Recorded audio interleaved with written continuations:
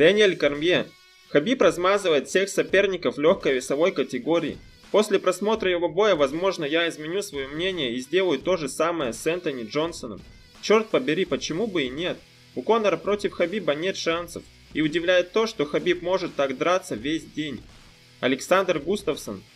Вот это выступление у Хабиба. Пробелы в технике, в стойке. Согласен, но если Хабиб переведет Конора в партер... Дэн Харди.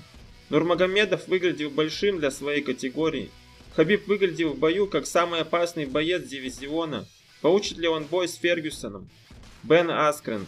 Чертовски нравится, как Хабиб контролирует соперника в партере. Это потрясающе. Майкл Джонсон неплохой грэпплер, а с Хабибом выглядел как любитель. Не уверен, что Конор Макгрегор протянет и раунд с Хабибом. Просто потрясающе. У Конора против него нет ни шанса. Эдди Уайланд. Вау, граунд энд паунд Хабиба просто шикарен. Иоанн Маккол. Хабиб просто монстр. Крис Сайборг. Хабиб отличный бой. Ив Эдвардс. Если Хабиб сверху, то сбросить его все равно, что пытаться сбросить слона, который владеет грэпплингом. Майк Свик. Нет ничего более доминирующего, чем Хабиб. Следующая остановка – титул. Это было бы круто. Анджела Хилл. Святое дерьмо, я думала, что компьютер завис, когда Хабиб продолжал снова и снова переламывать Джонса в партере. Стефан Боннер. Видели, какими тяжелые стали руки у Джонсона? Хабиб вперед. Элья Квинта. Титульник получит Тони.